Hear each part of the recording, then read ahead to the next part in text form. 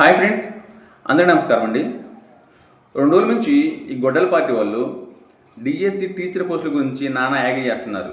DSC teacher పోస్టులని Nara Lokesh అమ్ముకున్నాడు, ఆ పోస్టుల్లో అవకతవకలు జరిగినాయి, క్వశ్చన్ పేపర్ లీక్ అయిందని చెప్పేసి వాళ్ళకి నోటు కూర్చొని మాట్లాడుతున్నారు అనమాట. ఎవరు? ఈ గొడ్డల పార్టీ వాళ్ళు.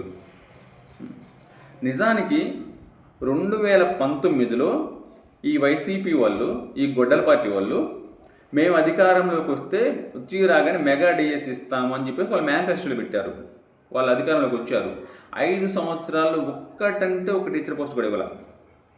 2024 ఎలక్షన్ మేనిఫెస్టోలో తెలుగుదేశం పార్టీ మేము అధికారంలోకి వస్తే మెగా డిఎస్సి పెడతాం, 1000 టీచర్ పోస్ట్ ఇస్తామని చెప్పారు. అధికారంలోకి వచ్చారు. చంద్రబాబు నాయుడు గారు అధికారంలోకి వచ్చిన తర్వాత మొట్టమొదటి సంతకం మెగా డిఎస్సి మీద పెట్టారు. 16,000 టీచర్ పోస్టులు ఇచ్చారు.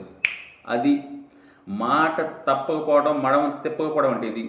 జగన్ రెడ్డి ప్రతిరోజు మేము మాట తప్ప మడమ తిప్పమంటారు. నువ్వు 2019 మేనిఫెస్టోలో మేము వస్తే మెగా డిఎస్సి ఇస్తానన్నావు, ఒక్క టీచర్ పోస్ట్ కూడా ఇవ్వాల.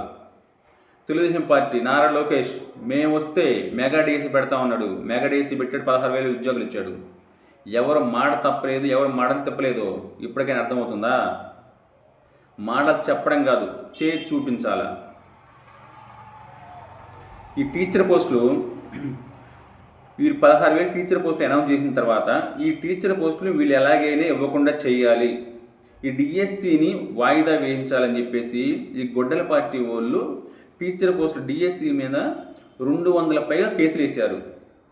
అన్ని కేసులను కూడా దాటుకుంటూ వచ్చి అనుకున్న టైంకి ఎగ్జామ్ పెట్టి అనుకున్న టైంకి ఉద్యోగాలు ఇవ్వడం అనేది ఒక చరిత్ర అనమాట. ఆ చరిత్రను చేసి చూపించే నారా లోకేష్. ఎప్పుడైనా సరే డిఎస్సి ఎగ్జామ్ అంటే కొంతమంది ఎదవలు ఏదో తప్పుడు కేసులు పెడతారు.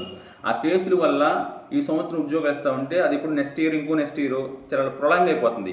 కానీ అనుకున్న టైంకి అనుకున్నట్టు చెప్పినట్టు ఉద్యోగాలు ఇచ్చాడు నారా లోకేష్. వీళ్ళు ఎన్ని తప్పుడు కేసులు పెట్టి ఎంత దాన్ని ఆపాలని చూసినా సరే ఆపకుండా 200 కేసుల మీదగా ఎదుర్కొని కూడా ఉద్యోగాలు ఇచ్చాడు.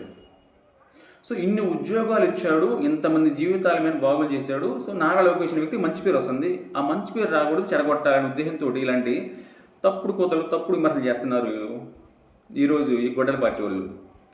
ఈ ఎగ్జామ్ అనేది ఎప్పుడో సంవత్సరం క్రితం జరిగిపోయింది. దీని మీద వీళ్ళు విమర్శ చేస్తే అప్పుడు చేయాలి, అప్పుడు చేయకుండా ఇప్పుడు ఎందుకు చేస్తున్నారు తెలుసా? డైవర్షన్ పాలిటిక్స్లో భాగంగా మొన్న ఈ జగన్ రెడ్డి ఒక ప్రెస్ మీట్ పెట్టి మా వైఎస్ ఫ్యామిలీ ఒక సుధపోస ఫ్యామిలీ, మా తాత రాజారెడ్డి ఒక సుధపోస, మా నాన్న రాజశేఖర రెడ్డి ఒక సుధపోస, నేను ఒక సుధపోస అని చెప్పేసి మా ఫ్యామిలీ చాలా మహాత్ములు అని చెప్పాడు అనమాట. దీనివల్ల ఆంధ్రప్రదేశ్లో ఉన్న వాళ్ళందరూ వీళ్ళ ఫ్యామిలీ గురించి, ఆ రాజారెడ్డి ఎంత నీచుడు, రాజశేఖర రెడ్డి ఎంత దుర్మార్గుడు, ఈ జగన్ రెడ్డి ఎన్ని అన్యాయాలు చేశాడు అన్నీ కూడా ప్రజలందరికీ తెలిసేలా ప్రతి ఒక్కరు మాట్లాడుకుంటున్నారు. సో మాట్లాడుకుంటే వీళ్ళ యొక్క ఈ వైఎస్ ఫ్యామిలీ నీచ చరిత్ర ప్రజలందరూ తెలిసిపోయింది. మనల్ని తిట్టుకుంటున్నారు, మనం చెడ్డ పనులు చేసామని ప్రజలు తెలిసిపోయింది. వాళ్ళందరూ మాట్లాడుకుంటున్నారు. దీని నుంచి ప్రజలను డైవర్ట్ చేయాలి అంటే వీళ్ళ నీచ చరిత్ర నుంచి ప్రజలు మాట్లాడుకున్నారు, ప్రజల మనసులో దీన్ని తీసేయాలని చెప్పేసి ఈ నారా లోకేష్ మీద ఎప్పుడో సంవత్సరం క్రితం జరిగిన ఎగ్జామ్ గురించి ఈరోజు విమర్శ చేస్తున్నాడు జగన్ రెడ్డి. ఇంకొకటి ఏంటి, నారా లోకేష్కి ఈ మధ్య వర్కింగ్ ప్రెసిడెంట్ పదవి ఇచ్చారు. వర్కింగ్ ప్రెసిడెంట్ తెలుగుదేశం పార్టీలో నెంబర్ 1 అధ్యక్షుడు, ఆ తర్వాత అతనే ముఖ్యమంత్రి. సో ఇతను వర్కింగ్ ప్రెసిడెంట్ అయ్యాడు. వర్కింగ్ ప్రెసిడెంట్ అయిన తర్వాత మొట్టమొదటిగా మహానాడు ఏర్పాటు చేశారు. ఈ మహానాడు ఆఫ్లైన్లో ఏర్పాటు చేయడం కుదరలేక ఆన్లైన్లో ఏర్పాటు చేశారు. ఈ ఆన్లైన్లో కొన్ని లక్షల మంది దీన్ని అటెండ్ అయ్యారు. సో మహానాడు గ్రాండ్ సక్సెస్ అయింది. ఇతను వర్కింగ్ ప్రెసిడెంట్ అయితే మొట్టమొదటి మహానాడు ఇంత గ్రాండ్ సక్సెస్ అయ్యింది. ఇతను రేపు అధ్యక్షుడు అయితే, ఇతను ముఖ్యమంత్రి అయితే మనం బతకలేము.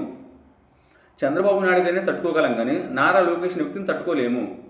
అందుకని చెప్పేసి నారా లోకేష్ అనే వ్యక్తి రాజకీయంగా ఎదగనీయకుండా ఉండడం కోసం ఇలాంటి చౌకవారు విమర్శలు చేస్తున్నారు జగన్ రెడ్డి అండ్ గొడ్డల పార్టీ వాళ్ళు. నిజానికి ఎవరు ఉద్యోగాలు అమ్ముకున్నారు తెలుసా? ఈ గొడ్డల పార్టీ టైంలో సచివాలయ ఉద్యోగాలు, వాలంటీర్ ఉద్యోగాలు ఇచ్చారు.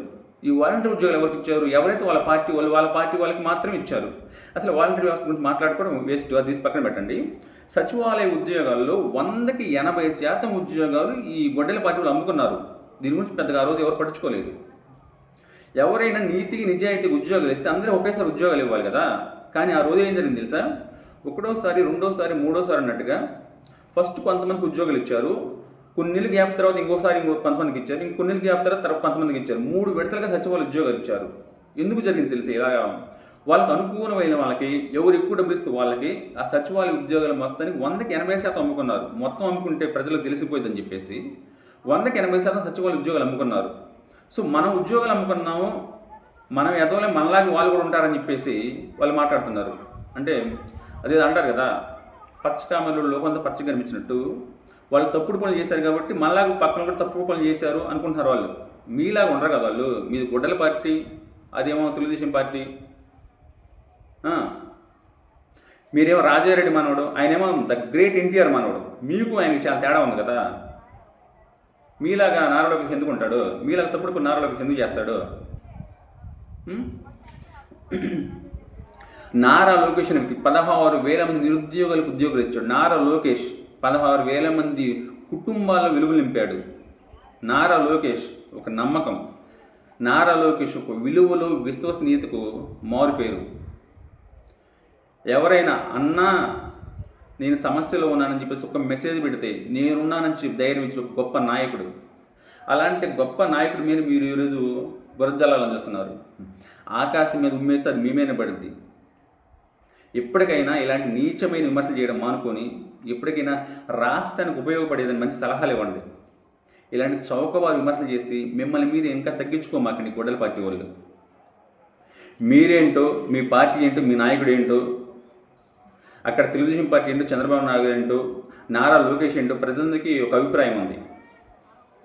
ఇప్పటికైనా గొడ్డల పార్టీ వాళ్ళు మారి రాష్ట్రానికి ఉపయోగపడే పనులు చేయండి. ఇలాంటి చెత్త పనులు, చెత్త విమర్శలు చేయమాకండి. జై హింద్.